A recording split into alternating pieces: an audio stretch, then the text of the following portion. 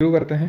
Basics of economy आज करने वाले हैं, यानी अर्थशास्त्र का जो बेसिक्स है उसको हम करने वाले हैं। ठीक है, तो अगर हम बात करें जो इकोनॉमिक्स होती है, ना सिर्फ इंडियन इकोनॉमी बल्कि इन जनरल अगर हम इकोनॉमिक्स की बात करें तो इसमें इकोनॉमिक्स को हम दो पार्ट में डिवाइड करते हैं।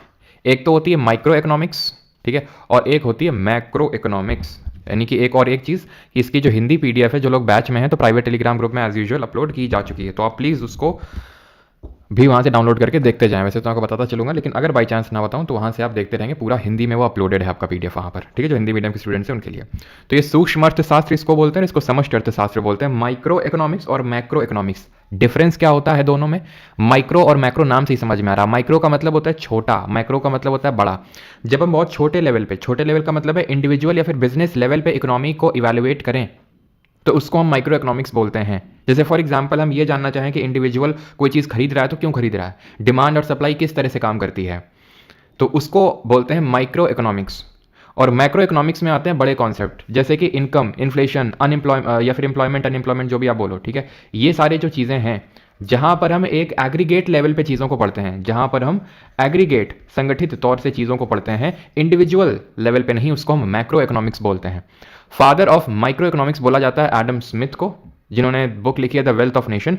और फादर ऑफ मैक्रो इकोनॉमिक्स बोला जाता है जॉन मेनार्ड किनीस को, जिन्होंने किताब लिखी है जनरल थ्योरी ऑफ एम्प्लॉयमेंट। ठीक है, general theory of employment book किसने लिखी है? जॉन मेनार्ड किनीस ने। एडम स्मिथ को हम एक और नाम से जानते हैं, that is founding father of modern economics. ठीक है, founding father of modern economics के नाम से भी जानते हैं। तो आई होप आपको ये क्लियर होगा डिफरेंस कि इकोनॉमिक्स को हम दो पार्ट में बाइफर्केट करते हैं, माइक्रो और मैक्रो। माइक्रो में हम छोटे लेवल पे चीज़ें पढ़ते हैं, छोटे से मतलब है कि इंडिविजुअल लेवल पे या फिर एक बिजनेस लेवल पे कि डिमांड एंड सप्लाई किस तरह से काम करती है, तो माइक्रो इकोनॉमिक्स का एग्जाम्पल होगा आपका। मैक्रो इकोनॉमिक्स में हम चीज़ों को एग्रीगेट लेवल पे पढ़ते हैं। ठीक है, और फोकस होता है on the action of government और the countries take to influence the broader economies. तो यानी कि इनकम का कॉन्सेप्ट हो गया, एम्प्लॉयमेंट का, इन्फ्लेशन का, नेशनल इनकम का, नेशनल इनकम तो हो ही गया है। तो ये सारी चीज़ें जो हैं आपके मैक्रो इकोनॉमिक्स के अंदर में आती हैं। फादर किसको बोलते हैं माइक्रो का? एडम स्मिथ को। और मैक्रो का बोलते हैं जॉन मेनार्ड किनीस को। एडम स्मिथ को हम founding father of modern economics के नाम से भी जानते हैं, जिन्होंने किताब लिखी है द वेल्थ ऑफ नेशंस, जिसमें कि इनविजिबल हैंड्स की चर्चा करते हैं ये। ठीक है, कि किस तरह से जो यूथ होता है, जो नौजवान होता है, वो किस तरह से जब अपनी हेल्प करता है तो कलेक्टिवली वो हमारे पूरे एक तरह से देश की हेल्प कर रहा है, पूरे एक तरह से कंट्री की वो हेल्प कर रहा है। ठीक है, क्लियर? चलिए तो आगे बढ़ते हैं और अभी देखते हैं ऑर्गेनाइजेशन ऑफ इकोनॉमिक एक्टिविटीज़। तो जो इकोनॉमिक एक्टिविटीज़ हैं उनका ऑर्गेनाइजेशन किस तरह से होता है, किस लेवल पे होता है। ठीक है, तो दो लेवल पे होता है, एक तो होता है सेंट्रली प्लान्ड और दूसरा होता है मार्केट लेवल पर। मतलब देखो, ऑर्गेनाइजेशन ऑफ इकोनॉमिक एक्टिविटीज़ का मतलब यह है कि इकोनॉमिक एक्टिविटीज़ को परफॉर्म कौन कर रहा है। अब इकोनॉमिक्स है ही पूरी इसी चीज़ में घूमती रहती है इर्द गिर्द कि किस तरह से जो हमारे पास स्कार्सिटी ऑफ रिसोर्सेज है, क्योंकि रिसोर्सेज की स्कार्सिटी है और हमारी जो इच्छाएं हैं, हमारी जो डिमांड है, वो एकदम उसमें तो कोई कमी नहीं है। ठीक है, अब मैं तुमसे बोलूँ कि बेटा तुमको क्या चाहिए, तो कोई उसका क्या लिमिट है? क्या क्या चाहिए? तुम अभी ना जाने कितनी सारी चीज़ें गिना दोगे, लेकिन मैं तुमसे बोलूँ बेटा सिर्फ 6,000 रुपये है तुम्हारे पास, अब 6,000 में तुम क्या लोगे बताओ? तो 6,000 में तुम एक चमचमाती हुई टी शर्ट ले सकते हो, या फिर हो सकता है जूते ले सकते हो, या फिर हो सकता है कि सेकेंड हैंड मोबाइल ले सकते हो। तो कुछ जो है सारी चीज़ें आप नहीं ले सकते हो। यानी कि इकोनॉमिक्स है ही है इसी चीज़ पे बेस कि किस तरह से स्कार्सिटी ऑफ रिसोर्सेज में हम डिमांड को मैनेज करते हैं। तो अगर ये काम गवर्नमेंट कर रही है, ठीक है, यानी कि कोई अथॉरिटी कर रही है, for example government, central government कर रही है, तो उसको हम बोलते हैं सेंट्रली प्लान्ड। ठीक है, और अगर मार्केट फोर्सेज डिटरमाइन कर रहे हैं, ठीक है, यानी कि एक तरह से फ्री इंटरैक्शन हो रहा है, फ्री इंटरैक्शन ऑफ इंडिविजुअल्स। क्या हो गया भाई, ये रेशन क्या लिख रहे हो? तो ये सेंट्रली प्लान्ड की अगर बात करेंगे तो ये गवर्नमेंट यानी कि कंट्रोल कर रही है। जैसे एग्जांपल के तौर पे चाइना आप ले लीजिए, तो चाइना में ठीक है मार्केट फोर्सेस तो हैं, बट मेनली वहां पे गवर्नमेंट इस चीज़ को रेगुलेट करती है कि किस तरह से प्रोडक्शन होगा, किस तरह से कंजम्पशन होगा, ये सारी चीज़ें गवर्नमेंट रेगुलेट कर रही है। फ्री इंटरैक्शन ऑफ इंडिविजुअल्स का मतलब ये है कि जैसे फॉर एग्जाम्पल आपने बोला, मार्केट में गए कि भाई मुझे टमाटर चाहिए, तो एक बंदे ने टमाटर प्रोड्यूस कर दिया, फिर कुछ टाइम बाद पता चला कि भाई टमाटर की डिमांड और बढ़ गई है, तो इसने और ज़्यादा टमाटर को प्रोड्यूस किया। तो मतलब अपने हिसाब से फ्रीली फ्लो हो रही है इकोनॉमी। ठीक है, तो उसको हम बोलते हैं मार्केट इकोनॉमिक एक्टिविटी। तो यहाँ पे ये जो मैंने आपको डिवाइड किया सेंट्रली प्लान्ड और मार्केट, इसी को हम थोड़ा सा और बेटर टर्म दे देते हैं, that is capitalistic and socialistic. ठीक है, वैसे तो 3 टाइप्स ऑफ इकोनॉमिक सिस्टम्स है हमारे, एक तो कैपिटलिस्टिक, सोशलिस्टिक और मिक्स्ड इकोनॉमी। कैपिटलिस्टिक का मतलब होता है पूंजीवाद, आप जानते हैं, हिंदी में आप देखते चलेंगे। Government has no share holding. Capitalistic में क्या होता है, गवर्नमेंट की कोई शेयर होल्डिंग नहीं होती। गवर्नमेंट का कोई शेयर होल्डिंग का मतलब कि गवर्नमेंट यहां पर प्लानिंग नहीं कर रही है, चीजें सेंट्रली प्लान नहीं है, चीजें फ्रीली फ्लो हो रही हैं। जो इंटरेक्शन हो रहे हैं इंडिविजुअल्स के, इंडिविजुअल कौन है, ये बनाने वाला, ठीक है, यानी कि एक तो कंज्यूम करने वाला और एक बनाने वाला, कंजम्पशन करने वाला और प्रोड्यूस करने वाला, इन दोनों का जिस हिसाब से, जैसे कि फॉर एग्जांपल जिस भी चीज़ की डिमांड आ रही है, ठीक है, जैसे मान लेते हैं कि डिमांड आ रही है भाई कि आर्टिफिशियल इंटेलिजेंस की डिमांड आ रही है, तो अब जैसे कि डिमांड बढ़ेगी तो उसी तरह से आर्टिफिशियल इंटेलिजेंस के जो प्रोडक्ट्स हैं वो निकल के आएंगे सामने, लोग बनाना उनको स्टार्ट करेंगे। तो ये एक तरह से क्या हो रहा है, इंटरप्ले हो रहा है चीज़ों का, है नहीं, ठीक है, जिस हिसाब से यहाँ पर इंडिविजुअल्स आपस में इंटरैक्ट कर रहे हैं उस हिसाब से यहाँ पर इकोनॉमी चलती है। सोशलिस्टिक की अगर बात करेंगे तो private sector has no ownership, यानी कि ये मतलब एकदम एक्सट्रीम फॉर्म है। कैपिटलिस्टिक का मतलब गवर्नमेंट का कोई यहाँ पर शेयर होल्डिंग नहीं, पूरा प्राइवेट ही ओनरशिप है। सोशलिस्टिक की अगर बात करें तो private sector has no ownership, यहाँ पर प्राइवेट सेक्टर के पास कोई ओनरशिप नहीं है, बल्कि गवर्नमेंट सारी चीज़ें रेगुलेट कर रही है लोगों के हितों को ध्यान में रखते हुए, कि भाई लोगों को रोड की आवश्यकता है, लोगों को बिजली की आवश्यकता है, तो वो अपने हिसाब से जिन जिन चीज़ों को उसको लगता है कि यहाँ पर लोगों की उसको नेसेसिटी है, तो उसको हम socialistic type of economic system बोलते हैं। और मिक्स्ड की अगर बात करेंगे तो जहाँ पर दोनों चीज़ें चलती हैं, कैपिटलिस्टिक और सोशलिस्टिक, उसको मिक्स्ड बोलते हैं, जैसे इंडिया। अब इंडिया में चलो पहले हम ये डिफरेंशिएट कर लेते हैं, देन हम इंडिया के एग्जाम्पल पे आएंगे। तो कैपिटलिस्टिक में अगर हम देखें तो ओनरशिप किसकी है, प्राइवेट की है, ठीक है। अगर हम देखें तो यहाँ पर ओनरशिप आप लिखेंगे, ओनरशिप, ठीक है, तो ओनरशिप यहाँ पर प्राइवेट की है, यहाँ पब्लिक का मतलब ध्यान रखिएगा इकोनॉमी में गवर्नमेंट होता है, ठीक है, इस चीज़ को भूलिएगा नहीं, पब्लिक का मतलब गवर्नमेंट। और मिक्स्ड में दोनों का होता है। इकोनॉमिक मोटिव क्या होता है, कैपिटलिस्टिक में प्रॉफिट होता है, यानी कि मेन तो भाई जो इकोनॉमिक मोटिव होता है कैपिटलिस्टिक इकोनॉमी में, क्योंकि यहाँ पर प्राइवेट ओनरशिप है, तो प्राइवेट बिना प्रॉफिट के तो काम करेगा नहीं। अब मान लो कि कोई एक बंदा आया और वो ये बोलता है कि मुझे इस चीज़ की डिमांड है, और वो सिर्फ वही बोल रहा है, ठीक है, जैसे फॉर एग्जांपल वो बोलता है, एग्जांपल के तौर पे ले लेते हैं कि मुझे एक इस तरह का कंप्यूटर चाहिए कि भाई इसमें ये सारी चीज़ें हो जाएं बस, ठीक है। अब मान लो कि मैंने ये सुना और मुझे लगा कि यार ये सारा बनाने में तो लागत आएगी, कितनी बनाने में लागत आएगी 50,000, ये बंदा तो कितना देगा 40,000, तो मैं क्यों प्रोड्यूस करूंगा उसको। या फिर फॉर एग्जांपल मान लेता हूँ ये 60,000 रुपये देगा, तो मैं 10,000 के लिए क्यों प्रोड्यूस करूंगा। अगर मुझे लगे कि यार इसकी जो डिमांड है तो बहुत डिमांड है, मोटा प्रॉफिट में कमा सकता हूँ, तो ही प्रोड्यूस करूंगा ना। तो कैपिटलिस्टिक में जो मोटिव होता है वो होता है कि प्रॉफिट एक्सट्रैक्ट करना, ठीक है। आपको भी पता है जहां पे ज्यादा प्रॉफिट होता है वहां उतना ही कंपटीशन होता है मार्केट में। सोशलिस्टिक की अगर बात करेंगे तो यहां पर सोशल वेलफेयर मेन मोटिव होता है, लोगों का भला करना, लोगों की भलाई, कि भाई अभी मैंने आपको बताया सोशलिस्टिक मतलब जहां पर प्राइवेट की ओनरशिप नहीं है, सेंट्रली प्लान्ड है, यानी कि गवर्नमेंट उसको रेगुलेट कर रही है, और गवर्नमेंट अपने हिसाब से पब्लिक गुड्स क्रिएट करती है लोगों के वेलफेयर के लिए। और मिक्स्ड में क्या होता है, दोनों होता है, गवर्नमेंट के यहाँ पर कोई रोल नहीं होता, यहाँ पर कंप्लीट इन्वॉल्वमेंट होता है, और यहाँ पर लिमिटेड रोल होता है। इनकम डिस्ट्रीब्यूशन की अगर बात करेंगे तो यहाँ पर अनइक्वल होता है, क्योंकि भाई अगर जो प्रोड्यूसर है वो धीरे धीरे धीरे उसके पास प्रॉफिट जाएगा, और जो एक तरह से कंज्यूम कर रहा है उसके पास से एक तरह से इनकम जा रही है, जैसे कि उसी को हम बोलते हैं इनइक्वालिटी बढ़ना, है ना। जो हमारी अपोजिशन गवर्नमेंट से वो बोलती रहती है अंबानी अडानी के पास सारा पैसा जा रहा है और भारत में बहुत ज़्यादा इनइक्वालिटी असमानता है, ठीक है। तो वो आप एग्जांपल यहाँ पे थोड़ा सा अज्यूम कर सकते हो कैपिटलिस्टिक में, कि जहाँ पर जो प्रोड्यूसर्स होते हैं, जैसे फॉर एग्जांपल अगर हम अंबानी जी की अगर बात कर लें, जैसे हम टेलीकॉम इंडस्ट्री की बात कर लें, तो टेलीकॉम इंडस्ट्री में अगर आप ध्यान से देखें तो बहुत ही कम प्लेयर्स है, गिने चुने, एयरटेल है, जियो है, वोडाफोन आइडिया, बीएसएनएल तो खैर सोशलिस्ट मतलब एक पब्लिक है ना, गवर्नमेंट ओन्ड है वो। तो जितना भी प्रॉफिट आ रहा है, ठीक है, यानी कि जितने भी लोग रिचार्ज करवा रहे हैं मोबाइल में, जो भी एक्टिविटी कर रहे हैं, सारा पैसा कहाँ जा रहा है, इन्हीं लोगों के पास में, राइट। लेकिन अगर गवर्नमेंट के हाथ में जाता तो उससे क्या होता है, फॉर एग्जांपल बीएसएनएल को दिया आपने, तो बीएसएनएल को दिया तो वो गवर्नमेंट ओन्ड है, तो वो गवर्नमेंट ओन्ड है तो गवर्नमेंट के पास पैसा जाएगा, गवर्नमेंट उसको फर्दर बाकी एक्टिविटीज में लगाएगी। अब इससे आप ये अज्यूम मत कर लेना कि कैपिटलिस्टिक बेकार होता है, सोशलिस्टिक अच्छा होता है, सच कोई ब्लैक एंड व्हाइट नहीं होता है। अगर मैं प्रोज एंड कॉन्स में जाएंगे तो कैपिटलिस्टिक का भी प्रो है, क्या प्रो है, क्योंकि सोशलिस्टिक मेनली पॉपुलिस्टिक इन नेचर होता है। पॉपुलिस्टिक का मतलब होता है जैसे कि फ्री बिजली दे देंगे, फ्री पानी दे देंगे, फ्री ये दे देंगे, फ्री वो देंगे, आप सुनते रहते हो ना, फ्री हमें 1,000 रुपए देंगे, फ्री 1,500 रुपए देंगे। तो गवर्नमेंट जो है चुनाव के टाइम पे आते ही लुटाना शुरू कर देती है। सिर्फ चुनाव उसका मकसद होता है कि भाई बस हम जीत जाएं, बस बने रहें सत्ता में। और मान लो अगर सत्ता चेंज हो गई तो सारी पॉलिसीज भी चेंज हो जाती, बहुत सारी पॉलिसीज भी चेंज हो जाती हैं। तो उसमें नुकसान किसका होता है, नुकसान जो टैक्स पेयर का पैसा है, वो पैसा तो गवर्नमेंट का भी नहीं ना, वो तो टैक्स पेयर का है। कैपिटलिस्टिक में अगर आप देखेंगे तो भले इनइक्वालिटी है, लेकिन आप देखिए इंडस्ट्रीज अगर सेटअप होंगी, उद्योग लगेंगे, ठीक है, बिजनेस खड़े होंगे, तो उससे लोगों को इंप्लॉयमेंट मिलेगा। भले इनइक्वालिटी जनरेट होगी, लेकिन अगर मान लो कि किसी के हाथ में अभी 0 रुपए था, ठीक है, मान लेते हैं कि 0 रुपए, या फिर मान लेते हैं किसी के हाथ में 10 रुपए है, ठीक है, और ये मान लेते हैं कि प्रोड्यूसर टाइप है, इसके पास है 50 रुपए, ठीक है। अब मान लो इसने इंडस्ट्री सेटअप कर दी, उसने 50 का बना लिया, मान लेते हैं कि 1,000, ठीक है, 5,000 बना लिया, और इसको एम्प्लॉयमेंट दे दिया तो इसका 10 का 100 हो गया।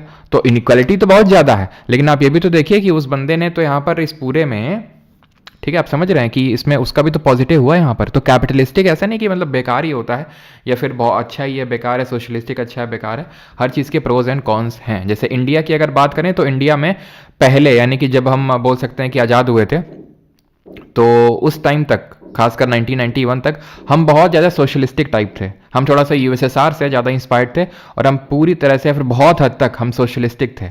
ठीक है, प्राइवेट प्लेयर को खेलने का मौका ही नहीं दे रहे थे। 1991 में हमें जॉल्ट लगा। हम इसके बारे में आगे इकोनॉमिक्स में डिस्कस करेंगे, क्यों लगा, कैसे लगा। तो बस आप ये समझ लीजिए, 1991 में इंडिया को बहुत बड़ा इकोनॉमिक क्राइसिस झेलना पड़ा था। वो बैलेंस ऑफ पेमेंट अभी आपको समझ में आएगा नहीं, तो मैं वो टर्म्स यूज़ करूँगा नहीं। तो उसके बाद हमने कहीं ना कहीं कैपिटलिज्म को थोड़ा सा ज़्यादा जोर देने की कोशिश करी, क्योंकि कैपिटलिज्म होगा तो थोड़ा और इंडस्ट्री सेटअप होंगे, बिजनेसेस खड़े होंगे। और इसी वजह से आप देखते रहते होंगे, सुनते रहते होंगे कि जो गवर्नमेंट है वो क्या करना चाह रही है। ठीक है,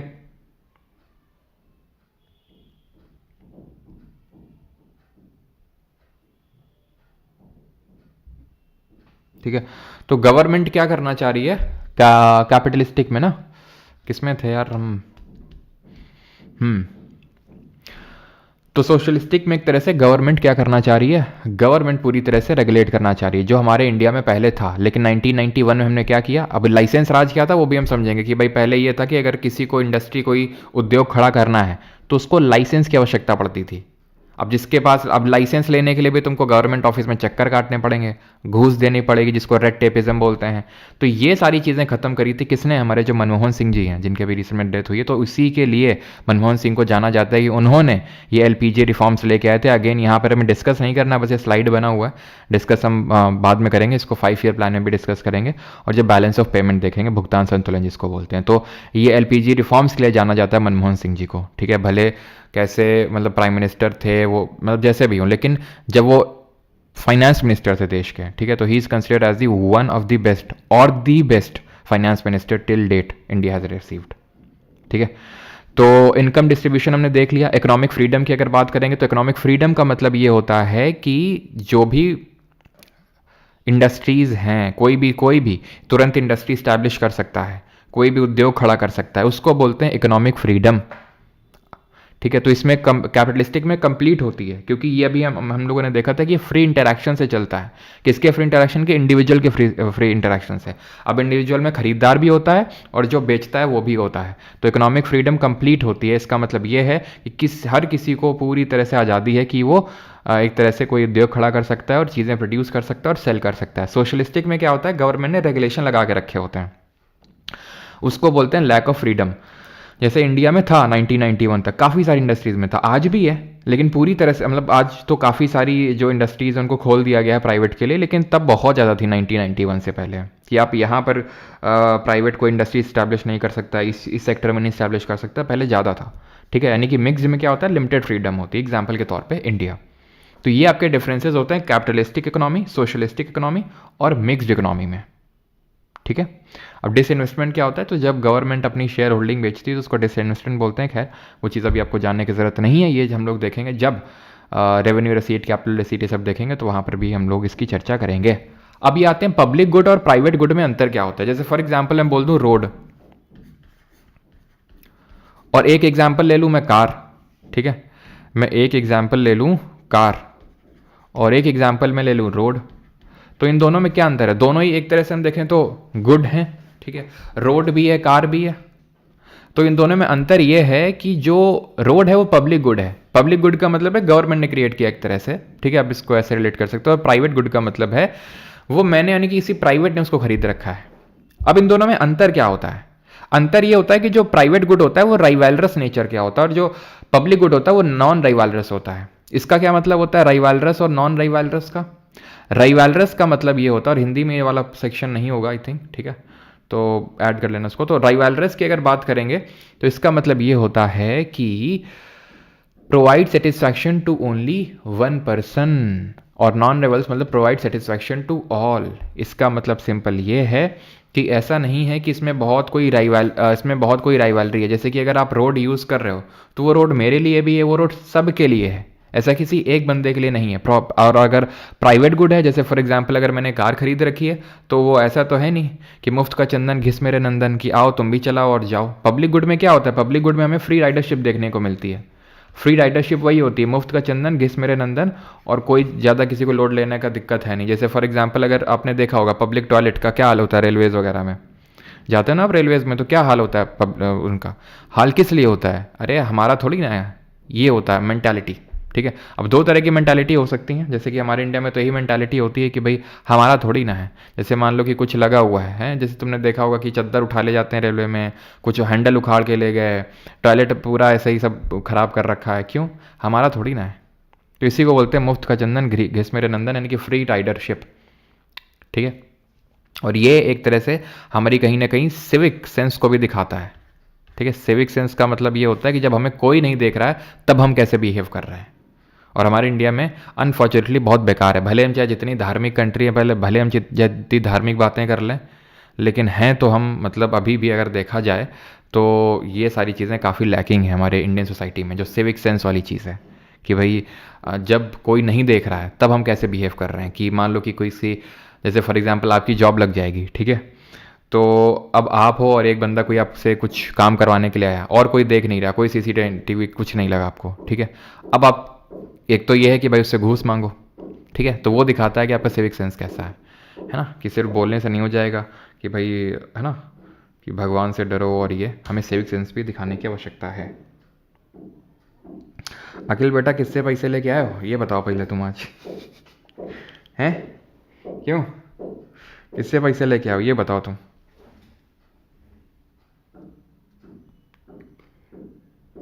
हाँ, अब देखो यहाँ पे कुंभ का ही देख लो। कुंभ में क्या है कि ट्रेन्स चल रही हैं। अब मान लो जैसे कि जो लोग रिजर्वेशन करवा के गए हैं और एसी वाले में रिजर्वेशन करवा के गए हैं, तो भय क्या, कितनी ज़्यादा भीड़ है कि जो लोग बाकी लोग हैं वो मतलब गेट तोड़े दे रहे हैं रेलवे के। क्यों? क्योंकि गेट खोल नहीं रहे अंदर से। भाई वो क्यों खोलेंगे? उन्होंने क्यों वो उसका रिजर्वेशन दे के करवाया है उन्होंने, लेकिन क्या है, गेट तोड़े डाल रहे हैं पूरा सब भीड़ मिल के।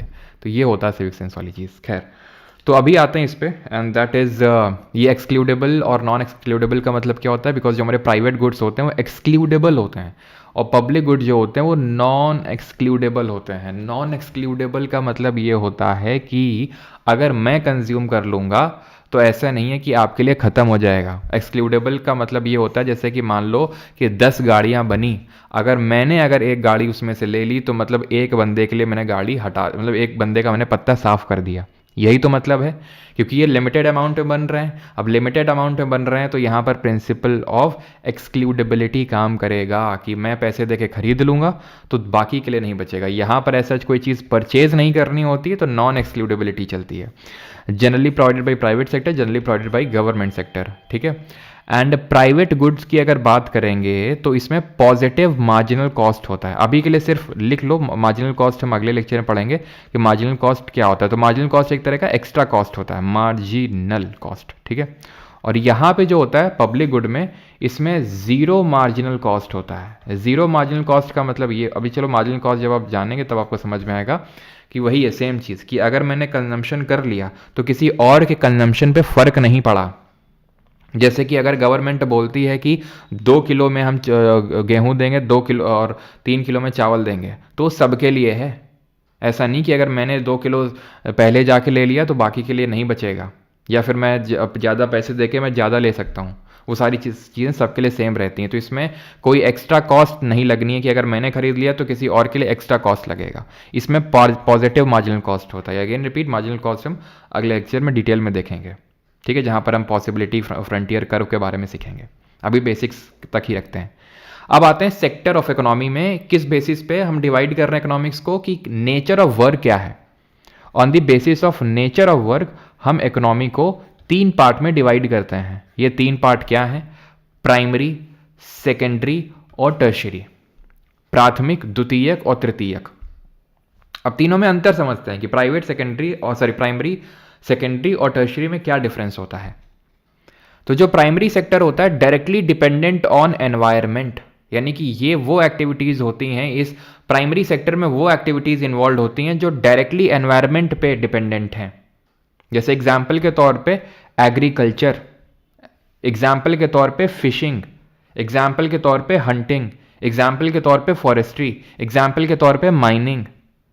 जो भी एक्टिविटी एनवायरनमेंट से डायरेक्टली जुड़ी हुई है, नेचर से जुड़ी हुई है डायरेक्टली, वो प्राइमरी सेक्टर में आती है। इनको रेड कॉलर जॉब्स के नाम से जाना जाता है। सेकेंडरी में क्या आती हैं? सेकेंडरी सेक्टर को मैन्युफैक्चरिंग सेक्टर के नाम से भी जाना जाता है। जैसे कि प्राइमरी सेक्टर को कभी कभी हम एग्रीकल्चर सेक्टर बोल देते हैं, क्योंकि इसमें से जो सबसे प्रमुख एक्टिविटी है वो एग्रीकल्चरल एक्टिविटी है, तो इसको हम एग्रीकल्चर सेक्टर भी प्यार से बोल देते हैं। उसी तरह सेकेंडरी सेक्टर को मैन्युफैक्चरिंग सेक्टर बोल देते हैं। अब ये अलग कैसे है दोनों आपस में, तो बहुत आसान है। प्राइमरी सेक्टर मतलब नेचर से जुड़ी हुई एक्टिविटी है, तो नेचर से जो भी चीज हम निकालेंगे डायरेक्टली तो बेच नहीं देंगे जाके। जैसे कि एग्जाम्पल के तौर पे इस बंदे मान लेते हैं कि यहां पर माइनिंग हुई, अब माइनिंग किसी मेटल वगैरह की हो रही होगी, ठीक है, जैसे मान लेते हैं गोल्ड की माइनिंग हो रही है, आयरन की, तो ऐसा तो है नहीं कि सीधे उठा के पत्थर और आयरन बेच देंगे किलो अपना निकालो। भाई तुम लाते हो तो स्टील का कुछ लाते हो ना, कि जैसे स्टील की चम्मच है, स्टील की थाली है, तो स्टील तो नहीं निकल रहा है यहाँ से तो मिनरल एक्सट्रैक्शन हो रहा है, उसके बाद उसकी प्रोसेसिंग होगी, ठीक है, एंड देन आपके घर तक पहुंचेगा।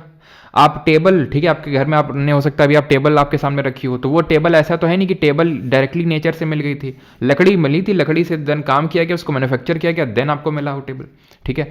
देन यहाँ पर अगर बात करेंगे जैसे कि फिशिंग हो गया, तो काफ़ी लोग मछली खाते हैं, खासकर वेस्ट बंगाल और साउथ इंडिया में बहुत खाते हैं, है ना। तो फिशिंग की अगर बात करें तो फिशिंग ऐसे तो नहीं डायरेक्टली आप मतलब निकाल, हाँ कुछ लोग खा भी लेते हैं, लेकिन मेन अगर हम सेल करने के पर्पज से देखें तो उसको पहले सारी चीज़ें उसको एकदम फिनिश किया जाता है, मतलब एक तरह से मैन्युफैक्चर ही हम बोल सकते हैं किया जाता है, देन उसको सेल किया जाता है। एग्रीकल्चर में अगर हम बात करें, जैसे फॉर एग्जांपल बिस्किट खा रहे हैं, तो बिस्किट में वो गेहूं का बना हुआ है। अब गेहूं ऐसा तो है नहीं कि बिस्किट डायरेक्टली हमें नेचर से मिल गया, हमने उसको प्रोसेस करना पड़ा। तो जो भी चीज़ हमें प्राइमरी सेक्टर से मिली वो एज आ रॉ मटीरियल थी, उस रॉ मटीरियल को प्रोसेस किया गया इंडस्ट्री में, तो उसको बोल देते हैं सेकेंडरी सेक्टर, या फिर इंडस्ट्रियल सेक्टर भी बोल देते हैं इसको। These add value to natural resources by transforming raw materials into valuable products. Example: manufacturing, processing, building and construction work. ठीक है, यहां पर आप इलेक्ट्रिसिटी को भी नोट करिएगा, ठीक है। इलेक्ट्रिसिटी, बिजली उत्पादन, बिजली उत्पादन जैसे फॉर एग्जांपल कोयले से हो सकता है, पानी से हो सकता है, तो कोयला हो गया, पानी हो गया, ये सब तो हमें डायरेक्टली नेचर से मिले हैं, ठीक है। अब इसकी हम प्रोसेसिंग करेंगे तब जाके कहीं हमें इलेक्ट्रिसिटी मिलेगी, तो इलेक्ट्रिसिटी का जो प्रोडक्शन है वो भी सेकेंडरी सेक्टर में ही आएगा। Secondary sector is called as the backbone of a country, it helps in the industrialisation, यानी औद्योगिकरण में ये मदद करती है हमें, ठीक है। जैसे आप चाइना में देखिए भयंकर लेवल का इंडस्ट्रियलाइजेशन हो रखा है। इंडिया में अगर बात करें तो अनफॉर्चुनेटली हमारे यहाँ पे उतना इंडस्ट्रीज डेवलप नहीं हुई हैं, हम डायरेक्टली प्राइमरी से टर्शरी में शिफ्ट कर गए हैं। इनको हम ब्लू कॉलर जॉब्स के नाम से जानते हैं, and not developed in India properly, we have leaved to tertiary sector directly. समझ में आई चीज कि प्राइमरी से सेकेंडरी में गए, अब सेकेंडरी से टर्शरी में जाएंगे। अब जैसे मान लेते हैं कि टेबल बन गई, मान लेते हैं कि भाई कोई चीज़ बन गई, ठीक है, मान लेते हैं कि जो स्टील प्रोडक्ट्स हैं ये सब बन गए, तो अब इनका जो ट्रांसपोर्ट होगा, इनका एडवर्टीज होगा। जैसे मान लेते हैं कि दूध मिला हमें, ठीक है, तो दूध कैसे मिला, डायरेक्टली नेचर से मिला, नेचर मतलब जो भैंस और गाय से। अब उसका क्या होगा, प्रोसेसिंग हुआ, या फिर मान लेते प्रोसेसिंग होके मिला हमें, क्या बोलते हैं, घी बना या फिर दही बना, ठीक है। तो उसका ट्रांसपोर्ट, उसकी एडवर्टाइज, वो सब टर्शरी सेक्टर में आएगा, ठीक है। It is also called as service sector, इसको सर्विस सेक्टर भी बोलते हैं। इसको सर्विस सेक्टर क्यों बोलते हैं, क्योंकि इसमें सर्विसेज प्रोवाइड की जाती हैं। कैसी सर्विसेज, जो इनटैंजिबल नेचर की हो। इनटैंजिबल मतलब which can not be touched, जिनको छुआ नहीं जा सकता है, ठीक है, कैन नॉट बी टच्ड, जिनको छुआ नहीं जा सकता है। अब ये सर्विसेज भी ना दो तरह की हो सकती है। पहली बात तो एग्जांपल देख लो, जैसे ट्रांसपोर्ट हो गया, ठीक है, एडवर्टाइजिंग हो गया, रिटेल हो गया, टीचिंग हो गया, इनको वाइट कॉलर जॉब्स के नाम से जानते, थोड़ा सा अच्छे दर्जे से देखी जाती हैं। अब ये जो टर्शरी सेक्टर है, इसको फर्दर डिवाइड कर देते हैं हम किसमें, इसको फर्दर डिवाइड कर देते हैं क्वार्टरनरी और क्वीनरी में। किस बेसिस पे, अब जैसे मैं बोल दूं कि जैसे मान लो मेरे यहाँ काम वाली आंटी आती हैं, ठीक है, वो भी सर्विस प्रोवाइड कर रही हैं, मैं आपको पढ़ा रहा हूं, मैं भी सर्विस प्रोवाइड कर रहा हूं, तो अंतर कैसे हमें पता चलेगा कि भाई उनकी जो एक्टिविटी है वो कोई नॉलेज बेस्ड एक्टिविटी नहीं है, मेरी जो एक्टिविटी है वो नॉलेज बेस्ड एक्टिविटी है, वो बिना नॉलेज के नहीं की जा सकती है। तो ये पता लगाने के लिए हमने टर्शरी को दो पार्ट में डिवाइड कर दिया। एक को बोला हमने क्वाटरनरी और एक को बोला हमने क्विनरी। क्वाटरनरी हैं जो स्किल्स रिक्वायर करती हैं for complex processing of technology, यानी कि ये आपका, इसको हम एजुकेशन सेक्टर टाइप भी बोल सकते हैं, ठीक है। इसमें एजुकेटेड सर्विसेज आती हैं, ठीक है, यानी कि आपको इसमें एजुकेशन की जरूरत पड़ेगी। फॉर एग्जाम्पल अगर मैं बोलूं तो टीचिंग, ठीक है, चार्टेड अकाउंटेंसी जो हो गई, ठीक है, या फिर इन जनरल जो अकाउंटेंसी हो गई, ठीक है। आपने देखा होगा जो म्यूचुअल फंड मैनेजर होते हैं, ठीक है, आपका बैंकिंग हो गया, ठीक है, लॉयर हो गया, ये सब क्या होती हैं, इनमें एजुकेशन की जरूरत होती है, तो उनको क्वाटरनरी बोलते हैं। क्विनरी क्या होती है, ठीक है, व्हाट आर क्विनरी। क्विनरी की अगर बात करेंगे तो क्विनरी वो होती हैं जो कि आपका, आप इसे समझ लो कि इससे भी ऊंचे लेवल पे आएंगी, यानी कि जहां पे डिसीजन मेकिंग एक्टिविटी होगी उसको हम बोलते हैं क्विनरी। यानी कि जहां पर आइडियाज को लेके काम किया जाता है, आइडियाज पे काम किया जाता है। जैसे मेनली हमारे कंपनी के जो टॉप लेवल सीईओज होते हैं, चीफ एग्जीक्यूटिव ऑफिसर्स होते हैं, वो हो गए। और कौन हो गए सीईओज के अलावा?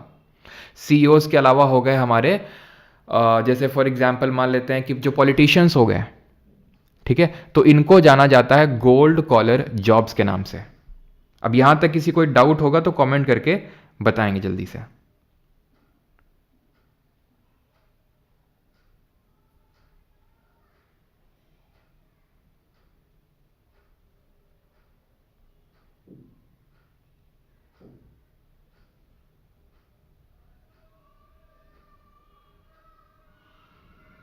यहां तक किसी को कोई doubt?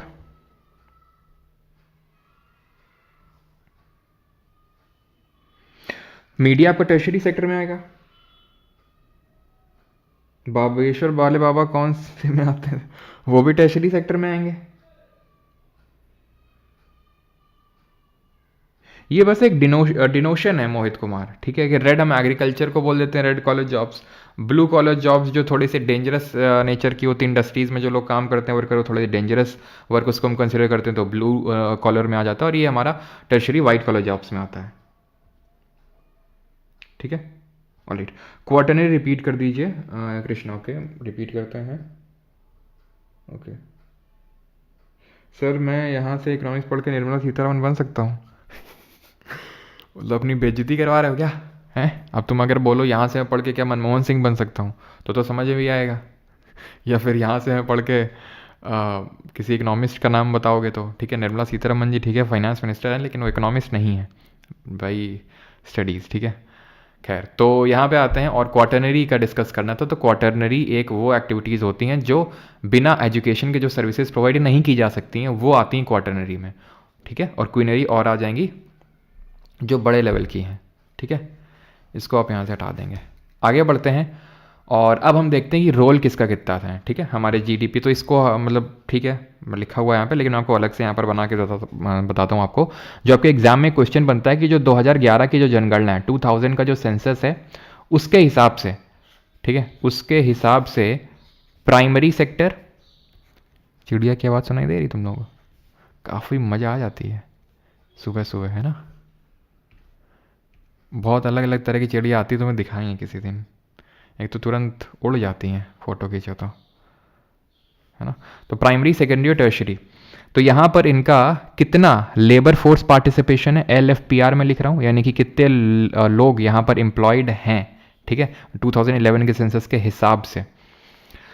And contribution in GDP, ठीक है, परसेंटेज कंट्रीब्यूशन इन GDP, जो हमारा GDP है। अब जिन लोगों को GDP तो आई थिंक यार पता होगा, GDP तो सभी लोग सुनते रहते हैं, मतलब ठीक है, उतना डिटेल में नहीं पता होगा और इसीलिए तो हम इकोनॉमिक्स में उस चीज़ को पढ़ेंगे, ठीक है, लेकिन इतना तो पता होगा GDP मतलब कुछ अच्छी चीज़ होती है ना। GDP से हम ग्रोथ को डिनोट करते हैं किसी कंट्री की। तो एग्रीकल्चर सेक्टर की अगर बात करेंगे, या फिर नहीं प्राइमरी सेक्टर में, ठीक है, प्राइमरी को हम एग्रीकल्चर बोल देते हैं बिकॉज मेनली इसमें एग्रीकल्चरल एक्टिविटीज आती हैं, 54.6%, सेकेंडरी सेक्टर में 24.3% एंड टर्शरी सेक्टर में रफली 21.1। आप 21 भी याद करने को कर सकते हैं, ठीक है। परसेंटेज इन GDP की अगर बात करेंगे तो 14.39%, सेकेंडरी सेक्टर में बात करेंगे 31.46% और टर्शरी सेक्टर में अगर बात करेंगे तो 54.15%। ये ध्यान रखिएगा, डेटा इंपॉर्टेंट है कि किसका कितना कंट्रीब्यूशन है जीडीपी में और लेबर फोर्स पार्टिसिपेशन रेट कितना है। यानी कि आप एक चीज़ यहाँ पर नोटिस कर पा रहे होंगे कि हमारे इंडिया में जब हम बात करते हैं तो सबसे ज़्यादा लोग एम्प्लॉयड हैं कहाँ पर, प्राइमरी सेक्टर में, और सबसे ज़्यादा कंट्रीब्यूशन जीडीपी का कहाँ से निकल के आ रहा है, टर्शरी सेक्टर से। सबसे ज़्यादा लोग रोजगार यहाँ पर मिला हुआ है लेकिन जीडीपी में कंट्रीब्यूशन इसका आ रहा है, और सबसे कम लोग हैं टर्शरी सेक्टर में, सबसे कम लोग हैं टर्शरी सेक्टर में, और सबसे ठीक है कम कंट्रीब्यूशन है एग्रीकल्चर से, प्राइमरी सेक्टर का। जहाँ पर सबसे ज़्यादा लोग एम्प्लॉयड हैं उसी का कंट्रीब्यूशन सबसे कम है जीडीपी में, और जहाँ पर सबसे कम लोग एम्प्लॉयड हैं उसका कंट्रीब्यूशन जीडीपी में सबसे ज़्यादा है। जब एक नेशन डेवलप होता जाता है, डेवलपिंग अंडर डेवलपिंग से डेवलप्ड नेशन की ओर बढ़ता है, तो टर्शरी एक्टिविटीज़ का रोल बढ़ जाता है, बिकॉज लोगों को अलग अलग तरह की सर्विसेज चाहिए होती हैं। ठीक है, जैसे कि टीचिंग, जैसे कि ठीक है लोग नॉलेज बेस्ड सर्विसेज ज़्यादा चाहते हैं। जैसे फॉर एग्जांपल अब लोग कहाँ पे ये सीखना चाहेंगे कि हाउ टू बेटर कम्युनिकेट, यानी कि कम्युनिकेशन स्किल्स को कैसे अच्छा करें। हाँ, तो जहाँ पर लोग मतलब एक तरह से एक सर्टेन लेवल चीज़ें अचीव कर चुके हैं, ठीक है, पेट भरा हुआ है, सारा कुछ सिक्योर है, तो अब उनको ये कि कैसे हम अच्छे से और बोल सकते हैं। मतलब अलग अलग तरह की सर्विसेज होती हैं, कैसे कि लोग मेडिटेशन सिखा रहे हैं, योगा सिखा रहे हैं। मेडिटेशन कौन करेगा, मेडिटेशन है कोई मजदूर तो करेगा नहीं बैठ के, भाई उसको तो पहले पेट पालना है, तब स्पिरिचुअलिटी ये बात आएगी। मैस्लोस का अगर हम हायरार्की लेवल देखें तो, है ना, पहले हम पेट पालेंगे देन, है ना, मैस्लो का हायरार्की आई थिंक सभी को पता होगा क्या है, कि हम पहले प्राइमरी अपनी जो बेसिक नीड्स होती हैं लाइफ को उनको फुलफिल करते हैं, देन वो स्पिरिचुअलिटी की ओर बढ़ते हैं, डायरेक्टली स्पिरिचुअलिटी में नहीं चले जाते हैं, राइट। तो जैसे जैसे एक कंट्री बढ़ता है तो उसमें टर्शरी सेक्टर डेवलप होता है, लेकिन हमारे यहाँ थोड़ा सा दुर्भाग्य रहा है कि सेकेंडरी सेक्टर जिसको बैकबोन ऑफ द इकोनॉमी, लेकिन हमारे यहाँ जो बैकबोन बोला जाता है ना, ये चीज़ ध्यान रखना, एक चीज़ यहाँ पे ध्यान रखना, भले ये बैकबोन लिखा हुआ है, ठीक है, कहाँ पर नहीं लिखा हुआ ना, लिखा था क्या कहीं पे, बैकबोन ऑफ इकोनॉमी, ठीक है। तो ये ध्यान रखना, इंडिया में एग्रीकल्चर सेक्टर को बैकबोन ऑफ इकोनॉमी कंसिडर किया जाता है इंडिया में, वैसे in general across the world industrial sector को वो किया जाता है, ठीक है। हमारे यहाँ पे बैकबोन ऑफ इकोनॉमी इसको माना जाता है, ठीक है। क्लियर है कि टर्शरी सेक्टर का सबसे ज़्यादा कंट्रीब्यूशन है हमारे जीडीपी में। यहाँ पे हमारा आज का लेक्चर होता है ख़त्म, अब हम करेंगे क्वेश्चंस, ठीक है। तो छोटा सा लेक्चर था, इसीलिए मैंने आपको बोला था ज़्यादा आज नहीं पढ़ना है, ठीक है। बेसिक्स ऑफ इकोनॉमी है तो बेसिक्स ही हमने पढ़े, और बाकी जिन लोगों को बैच वगैरह में एनरोल करना है तो इंग्लिश का भी है। बाकी जो लोग जीके 3.0 में हैं तो उनको इंग्लिश का अलग से करने की ज़रूरत नहीं है, बिकॉज इसी के अंदर आपको क्लासेस मिल जाएंगी, ठीक है। और कुछ आपका डाउट वगैरह होता है तो चैट सेक्शन में जाके आप कुछ भी डाउट अगर आपको पूछने हैं तो आप पूछ सकते हैं। मतलब डाउट बैच वाले डाउट नहीं, यानी कि जो मैंने पढ़ाया है उसको लेके जो डाउट है वो तो आपका जो बैच के अंदर जो आपको डाउट सेक्शन मिलता है उसमें आप पूछ सकते हैं, बट यहाँ पे इन जनरल, ठीक है। तो ये है सारी चीज़ें, और बाकी ई बुक्स आपको फ्रीली मिल जाएंगी कहाँ पर, एप्लीकेशन पर। अब हम क्वेश्चन करते हैं कि क्वेश्चन में थोड़ा सा और मजा आएगा करने में। चलो, तो ये पहला क्वेश्चन करो, पहले हम यूपीएससी के 4-5 क्वेश्चंस करते हैं, देन उसके बाद एसएससी वाले में भी आएंगे। And let me tell you एक चीज़, ठीक है, कि प्लीज़ सभी लोगों से विनती है हाथ जोड़ के मेरी, ठीक है, इकोनॉमिक्स में कोई बहुत ज़्यादा लेक्चर्स आपको नहीं कराऊंगा, लेकिन जितने कराऊंगा प्लीज़ अच्छे से देख लीजिएगा, उससे चीज़ें बाहर नहीं जाएंगी, लेकिन उसको करके अच्छे से रिवाइज़ कर लीजिएगा, ठीक है। रिवीजन डेली बेसिस पे रखिएगा, मैं अपनी साइड से पूरा अपना एफर्ट डालूंगा कि वो चीज़ आपको समझा दूँ अच्छे से, और सिर्फ वही उतना ही कंटेंट दूंगा जो आपके एग्जाम के लिए इंपॉर्टेंट है, ठीक है। और वो हम इसीलिए क्वेश्चंस भी करते हैं सो दैट आप जज कर सको, ठीक है, कि भाई हाँ जो हमने चीज़ें पढ़ी हैं वो टू दी पॉइंट है, वो एकदम रेलेवेंट है। बस आपको ये ध्यान रखना है कि आप प्लीज़ कंसिस्टेंट रहें। अब जितने लोग आज हैं मुझे पता है उतने लोग कल नहीं रहेंगे, ये तो पक्की बात है, लेकिन अगर आप कंसिस्टेंट रह सकें, बस मेरे कहने का मतलब ये है कि अगर 10 लोग भी मेरी बात सुन के अगर कंसिस्टेंट रह पाए तो इसलिए मैं बस बोल रहा हूँ आपको कि प्लीज़ कंसिस्टेंट रहें, तो वो ज़्यादा सही रहेगा। या तो आप शुरू ही मत करें किसी चीज़ को, और शुरू करें तो उसको फिनिश ज़रूर करें, ठीक है, किसी भी चीज़ को। इन नॉट सिर्फ इसी लेक्चर की मैं बात नहीं कर रहा हूँ। विच of the following central features is not associated with the capitalistic economy. तो कैपिटलिस्टिक इकोनॉमी यानी पूंजीवादी अर्थव्यवस्था के संबंध मुख्य विशेषताओं में शामिल नहीं है। There is generalised commodity production, it has market value, productive wealth is held predominantly in private hands, economic life is organized according to market principles, economic organization is based on the planning a supposedly rational process of resource allocation। Sir capitalistic economy की बात हो रही है।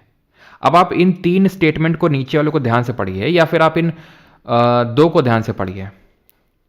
ये दो आपको similar और contrasting options नहीं लग रहे हैं जो हम नेटो बोल रहे हैं, फिर जो भी बोल लो ऑप्शन एलिमिनेशन टेक्निक में पढ़ते हैं कि सिमिलर और कंट्रास्टिंग ऑप्शन में हमें जनरली आंसर देखने को मिलता है।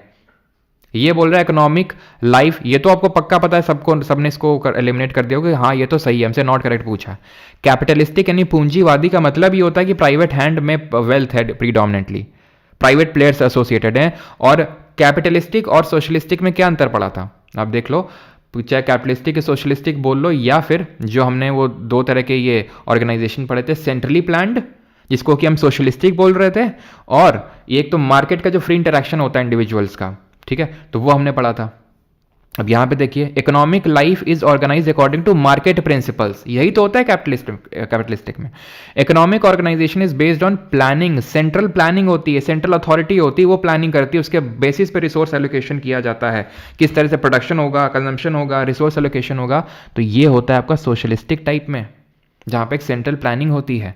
Among the following countries where did the idea of social market economy emerge, निम्नलिखित में से किस देश में 1950 के दशक में सामाजिक बाजार अर्थव्यवस्था जो है उसका विचार सामने आया था? तो सबसे पहले जर्मनी में कॉन्सेप्ट निकल के आया था सोशल मार्केट इकोनॉमी का।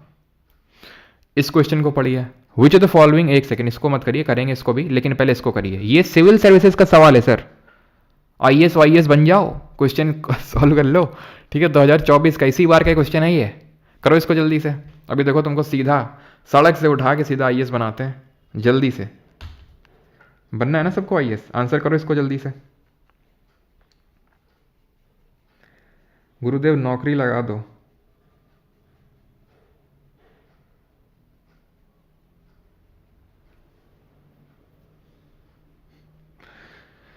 चलो भाई, तो storage of agricultural produce, dairy farm, mineral exploration, weaving cloth, तो सही आंसर क्या होगा?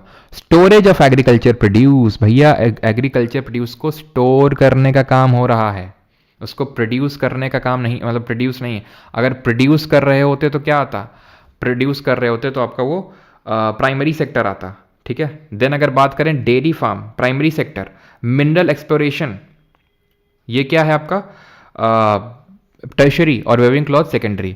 तो भाई क्लॉथ की वेविंग हो रही है, कपड़े की बुनाई हो रही है। तो भाई हमने देखो अगर कॉटन लिया, कॉटन एक्सट्रैक्ट कर रहे हैं एग्रीकल्चर, उसको बना रहे हैं सेकेंडरी, मैन्युफैक्चर कर रहे हैं, बिल्कुल सही है। मिनरल का एक्सप्लोरेशन कर रहे हैं भाई, खनिज की खोज कर रहे हैं, तो टर्शरी में नहीं, वो प्राइमरी में आएगा आपका, ठीक है, प्राइमरी में आएगा जो कि हम मिनरल का एक्सप्लोरेशन कर रहे हैं, ठीक है। देन अगर हम बात करेंगे डेयरी फार्म, तो डेयरी फार्म बिल्कुल प्राइमरी में आएगा, ठीक है। And storage of agricultural produce, तो हम स्टोर कर रहे हैं एग्रीकल्चर प्रोड्यूस को, सेकेंडरी में कैसे आ जाएगा? ये टर्शरी में आएगा। क्यों क्यों आप खुद ही सोचिए क्यों आएगा? क्योंकि यहां पर हम उसकी प्रोसेसिंग नहीं कर रहे हैं, ठीक है। अगर हम प्रोसेसिंग कर रहे होते, यानी कि जो भी हम प्रोड्यूस करके लाए हैं उससे अगर कोई रॉ मटेरियल से कोई और चीज़ प्रोड्यूस कर रहे होते, तो वो आ जाता आपका किसमें? वो आ जाता क्या बोलते हैं, सेकेंडरी में। लेकिन यहाँ पर हम प्रोड्यूस कर रहे हैं, एक तरह से सर्विस प्रोवाइड कर रहे हैं, ठीक है। जो कोल्ड स्टोरेज होते हैं ये सब आपके टर्शरी सेक्टर में आएंगे। क्लियर है? तो आंसर क्या हो जाएगा? Only 2, option number B. The activities और services focused on creation, rearrangement and interpretation of new and existing ideas are referred to as quaternary, quinary, tertiary या फिर secondary.